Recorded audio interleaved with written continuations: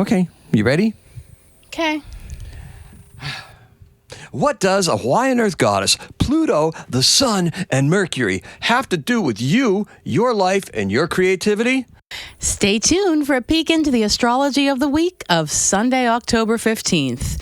Things can get quite fun around here. That's right. Hey, don't treat me like a Kuiper Belt object, okay? Things can get quite fun. I'm not a thing. I was known as a planet, and now I'm Pluto, the dwarf planet of the Kuiper Belt. I shall have my revenge. Wind them up and watch them go, eh? All right. Hey, if you like our energy and vibe, please like this video, follow us, hit the bell for notifications. Please, please, please, please, please share this with your like-minded friends. And visit our website. The link is in the notes below. You can listen to a short-form daily forecast on the media player there or anywhere you get your podcasts. All right. Hey, beautiful friends. Thank you all for joining us. Thanks. Welcome to the Lunar Weekly Astrocat Preview. It's time to concentrate and focus. Intentions set are intentions well met. I'm Shane Jensen. I'm an astrologer, and I like to interpret the daily influences of the moon and other such things, and against the backdrop of traditional modern astrology. Yes, modern Western astrology. All right, and I'm Carrie Cardero Jensen.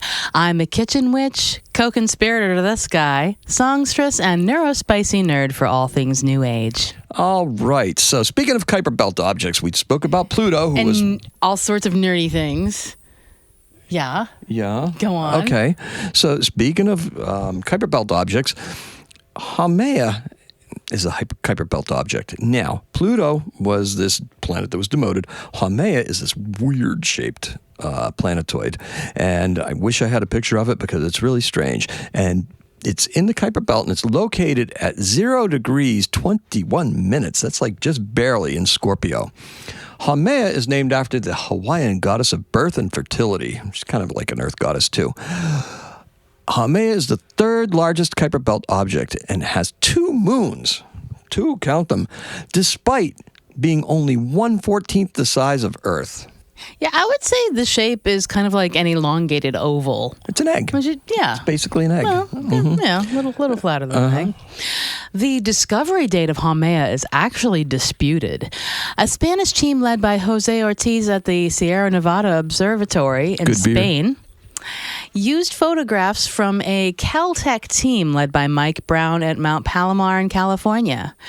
The 2 moons were discovered a few years later at the Mount Keck Observatory in Hawaii. Sorry, the serious noises over there are kind of like That's distracting not serious. me. Serious went upstairs. That's Stella. Oh. Serious went upstairs. No, it's serious. Oh, that's serious? That's serious. All right. I know my akak. Okay. In your Mount, At Mount Keck. Yes. Mount Keck, Mount Ekek. All right. Yes. We call Sirius ekek because, that's the noise that cats make when they're watching the birds. Anyways, to honor the Hawaiian Islands, not Sirius, the Caltech team selected the name Haumea. Then, when the moons were discovered, they were named Namaka, the sea goddess, and Hayaka, the goddess of hula, sorcery, and medicine. Infinitely more dignified than their original names of Santa, Rudolph, and Blitzen. Speaking of hula, check out the crazy shape of Haumea. It's like a rotating egg. That egg-like shape is due to the extremely fast rotation of Haumea. Haumea makes 1 revolution every 4 hours. That's like having a 4-hour day. Besides having 2 moons, Haumea has a ring-like system that surrounds it, and it's the smallest body in our solar system that has such a ring. Is there any speculation as to why Haumea spins so darn fast? A collision is thought to be the cause. This event most likely formed the 2 moons as well, the rings, and numerous other Kuiper Belt objects, or KBOs, that are compositionally related to Haumea. In fact, there's like probably 20-something of them, to tell you the truth.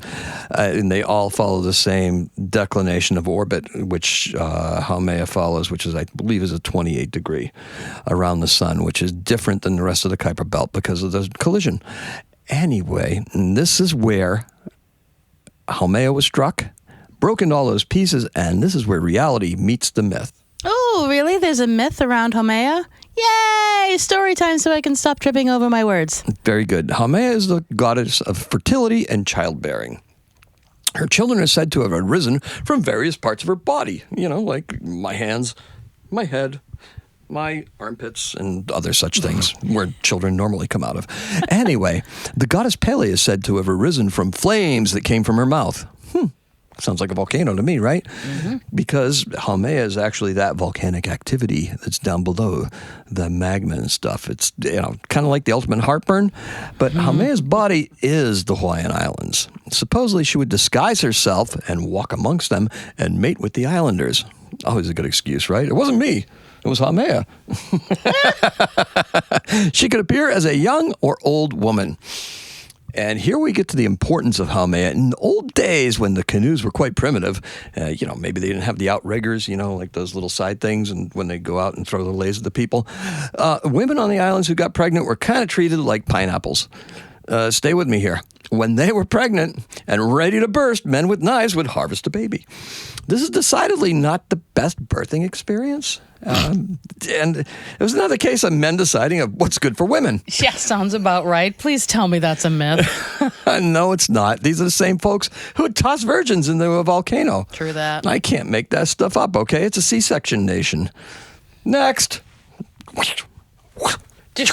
All right. So, Haumea sees this and decides to teach Hawaiian women how to do this naturally. So, she gives them a recipe for Hawaiian punch. This one is made from a June plum, which is called the kanaukawe tree, and enables them to deliver children naturally. How about that? Yeah, have some Hawaiian punch. Oh, the baby. Look at that. Put your knife away. You don't need to come over by me. No. No pineapple, no pineapple, no pineapple. Okay. Most societies made a transition from the female goddess being the oldest form, which Haumea is, to a new patriarchal type of religious hierarchy. Now, a new god comes along, and he's a lovable trickster. Hey, it's me, lovable trickster. All right. A famine comes to the islands. Oh, nobody's got anything to eat. This has got to be Haumea's fault. And it's up to the trickster to kill Haumea, who's believed to be the cause of this famine. So he gets himself a magic net, snares her, and kills her. Famine's over. Yay! Now the most powerful god is a male. Or is it?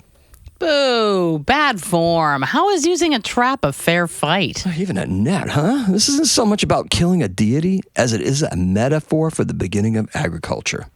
In festivals, the net that is used to kill Haumea in a reenactment is filled with food after the net is cast. So that must be a metaphor for cultivating the land. Well, that's cool. Digging it up and stuff, and then you get the food as a result. Yeah, I can see that. So Haumea is constantly reborn in her myths, by the way, and comes back as her daughters and granddaughters. So it's basically a story about the reincarnation of an earthly aspect of Haumea. Haumea herself is the islands themselves and the fire that created them. Sounds like a pretty advanced myth. Yeah, it's kind of got all that reincarnation stuff in there, right? Pretty awesome, actually. The Hawaiian creation myth is actually another surprising tale that's very much in line with modern science. There's a slime on Earth from which all life is formed. Go figure, right? Gotta love that primordial goodness. Yeah, and there's a goddess that's of the earth, but she's at the center of the earth. She made the land and created life. Cool. So what does that mean for astrology? Do we apply the elements from Haumea myths to the dwarf planet? Haumea is unusual in many ways. The collision should have destroyed it. Instead, it's like a Pacific island archipelago in space.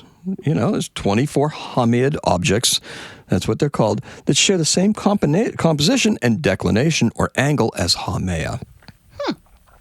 It is a planet of regeneration and rebirth, and Haumea is perfectly at home in Scorpio. She's the creator of life on Earth, and she's undergone many deaths only to be reborn. This speaks to resilience, a positive role in the lives of women, and as a source for not only creation, but of sustenance. She's reminiscent of Gaia as a living, breathing organism. She gave birth to both gods and men and is a reminder that we all carry a little bit of the divine in all of us. Nice. Now, Mars is going to cross her path now, right?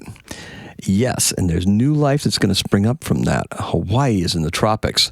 We're going to have to wait until next spring to fully realize the rebirth that we're going to experience after Haumea touches all of the inner planets. Oh, Wow, we have to wait till then? Is that a spring thing or a planet thing? It is definitely the eclipses, because the eclipses will occur when next time when they're in Aries. Okay. We just went through the solar eclipse. We're going to have a lunar eclipse at the end of next week, not this week, the end of the next week, and then the next cycle will happen. I believe one in Aries and one in Libra. Okay, so it's time for the forces of safe female reproductive rights to rise up. Haumea gave women the choice to not have to be treated like a pineapple plant, okay? There was a juice that induced that labor. Now, it's not as bad as italics, though, okay? Well, what's so bad about italics? I don't know. You had something in there in italics, and I just drove me nuts. I don't know what you put in there. Crying out loud. The plutonium fires of Haumea, plutonium because it comes from down on the Earth, will meet with the water of Scorpio. New land results from this. Haumea gives this first degree of Scorpio a feeling like we're stepping onto a new shore. We've never been here before, and the little boat that arrived, holds our shed skin. Because as we enter Scorpio, we're going to shed that skin and leave it behind. It's just going to come off of us, kind of like, a lobster or a scorpion for that fact. It just molts off, and then it's got to harden for a little bit. You stay on the boat, let it harden. Then when you get off the boat, you have a new armored shell. You have new skin. Hardened and hungry, that's how we're going to emerge. We can begin to make our way onto what lies beyond. Wait, I thought you were saying the new lands are off limits. Mars entering Scorpio causes Haumea to erupt. Then what? Well, that's just for the new lands that are in Iceland. Mercury arrives and the newly formed land begins to transform. Now think of this just as speeded up land. Like land on boop, boop, boop, boop, boop, boop, boop. Yeah, if we have new land in Scorpio from Haumea going bloop because Mars enters it, Mercury comes along and goes, boom, look, there's going to be plants and stuff like that. Sun's going to come along and go, look, life. Okay. So,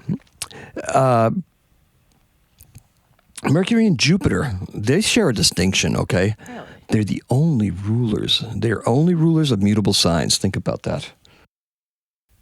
Mercury and Jupiter, what? Yeah. They only rule mutable signs?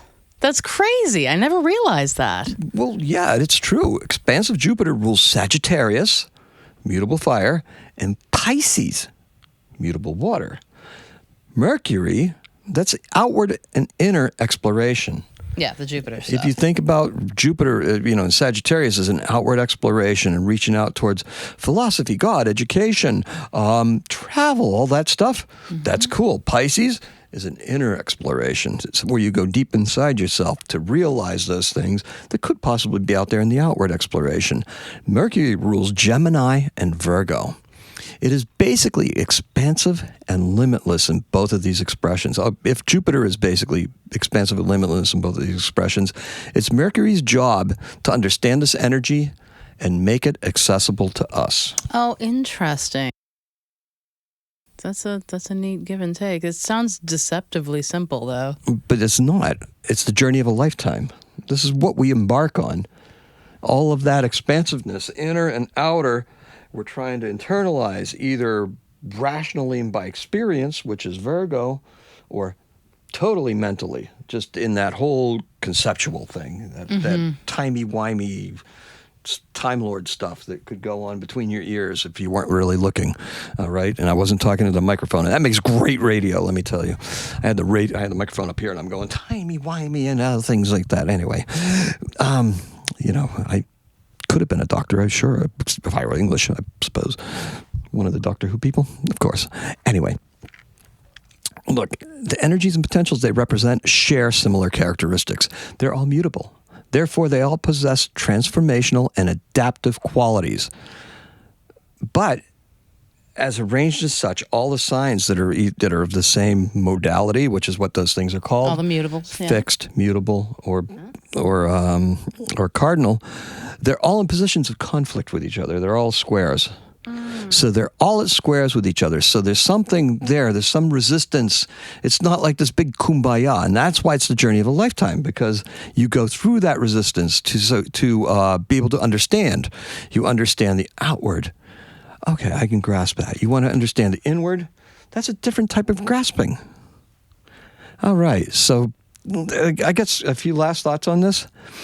And, think about it. This is one of our greatest struggles, all of these things, like I was just saying. All this institutional and spiritual understanding is controlled by the ultimate symbol of the patriarchy, Jupiter. This can get very dogmatic and pedagogic. In order to try and bring this down to earth, we have Virgo. Yay. In order to grasp this mentally, we have Gemini. An open mind can be as limitless as Jupiter is expansive. Nice. Now, the eclipse... This is all without drugs. So the eclipse was last Saturday, right? Oh, yes, it was. We touched on that last week. And like I said, we're going to feel the vibrations of this throughout the next 6 months. 6 whole months, huh? Oh, sure. That's the way our cosmology has always worked with the eclipses. Nice. New moons don't lie. And this is why they're so good for beginnings. The dark face only reflects the light of the stars. Think about it. That's actually pretty profound to just think of for The a dark moment. face of the moon only reflects the light of the stars. Just something we can see so clearly. Well, yeah. It's good for us not to be focused on the visual because it opens up our senses to the other inputs. Nice. So, with no major planetary aspects, is this a week where we can finally focus, do you suppose? Just because aspects aren't occurring exactly, that doesn't mean there isn't any activity. True. We will feel subconsciously drawn to the actions that are being suggested. Sometimes we're aware of this and other times we're not. Astrology and astrologers help us see these patterns before they occur. And this is where your idea of a focused moon comes from, right? Yeah, certainly does. That's very much what it is. Perhaps, hey, look, maybe we need to lose our best day for health and instead preview what the major aspect is for the next week. Don't know. That's a kind of interesting idea. You could even incorporate that into the daily, maybe. It sounds like I might have to remember these things, take them into account. Trust me, I don't remember them all that time. All right, they come out and they go. That might be. It's her job to make sure they stick. I was gonna say that might be a thing where I have to just reformat the. Yeah. Just remember, the only thing we're guaranteed in all this is change, especially if I'm involved. So, hey. For this week, yeah. Well, tune into a new vibe, okay?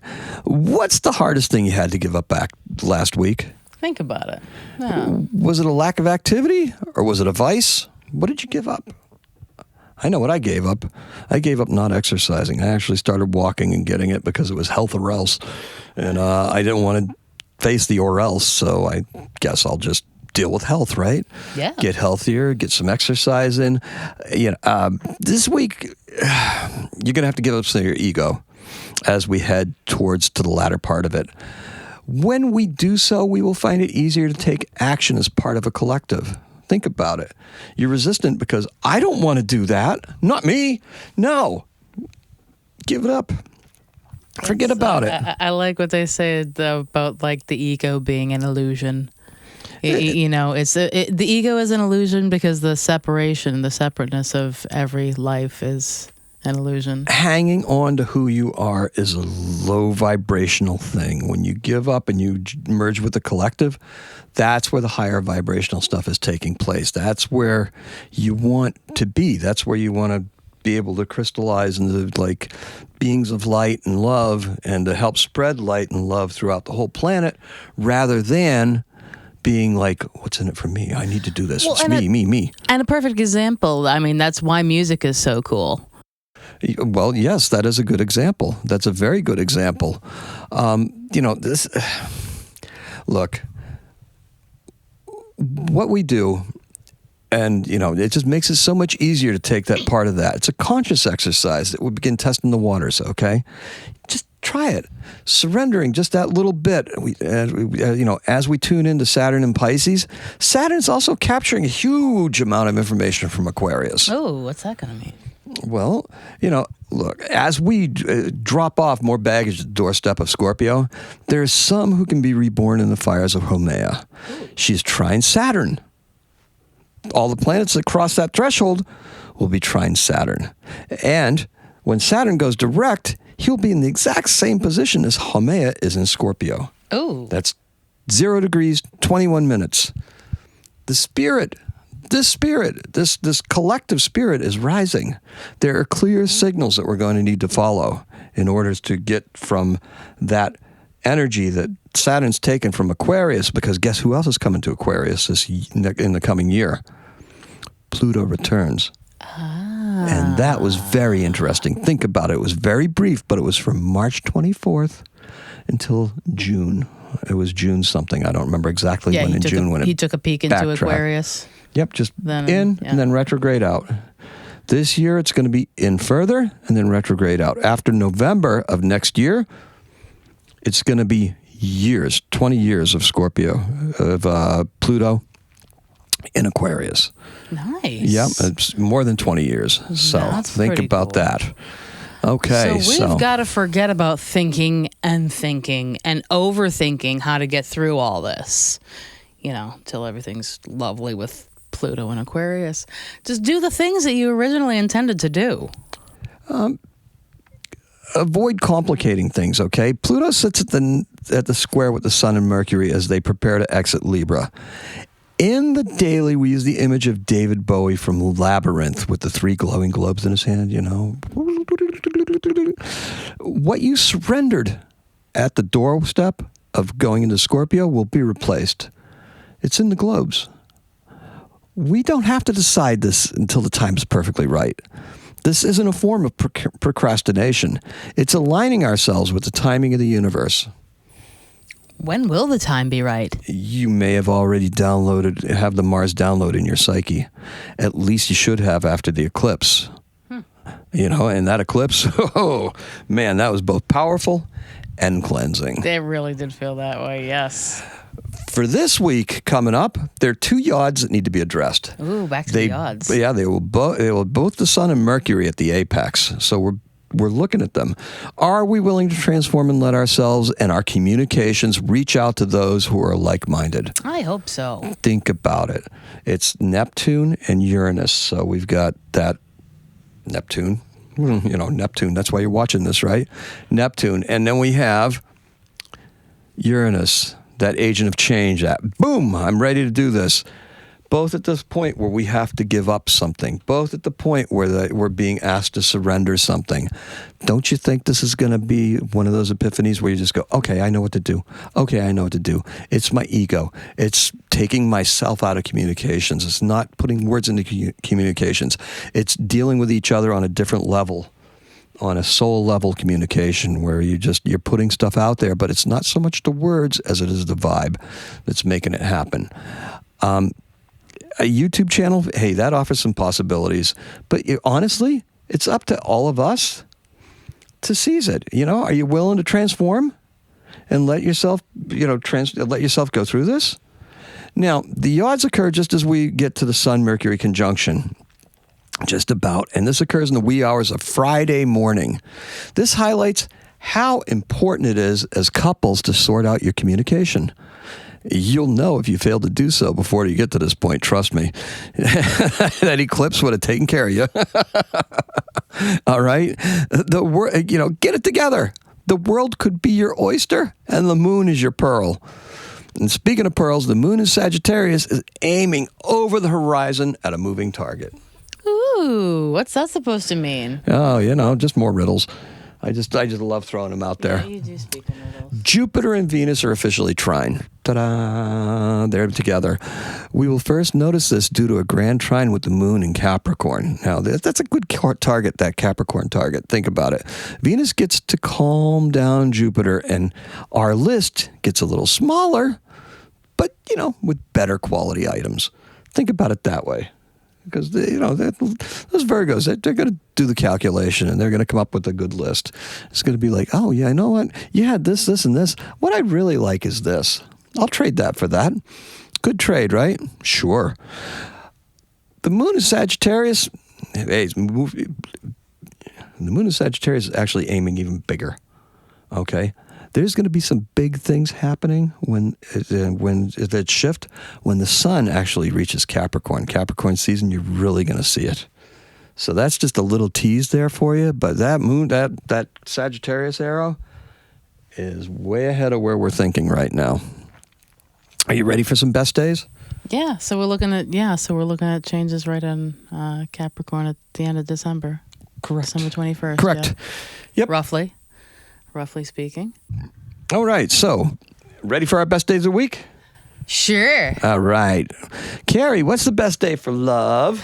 That would be Friday. Working towards your plans together never looked nicer. Okay. And what's the best day for business, Carrie? That is also going to be Friday. You've got the plan and you've got the fire to execute at work.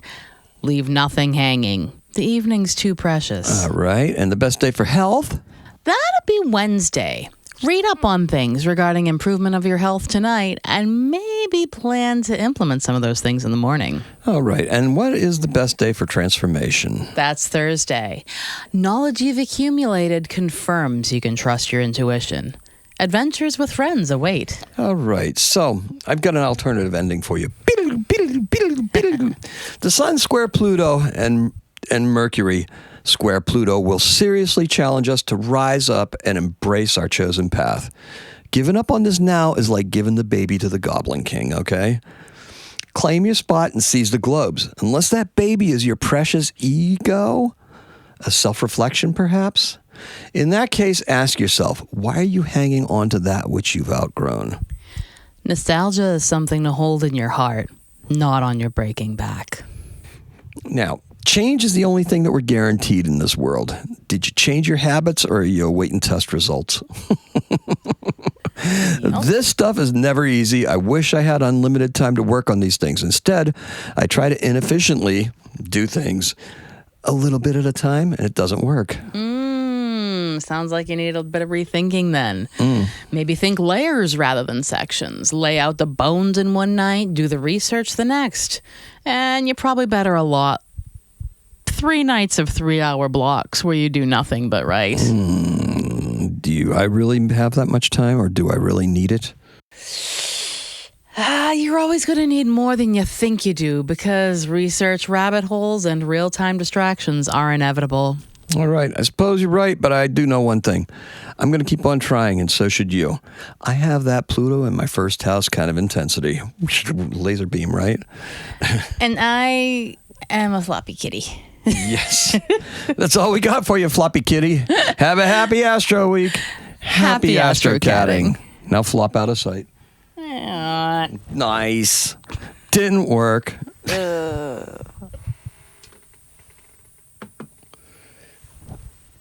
Okay, you better stop your cameras.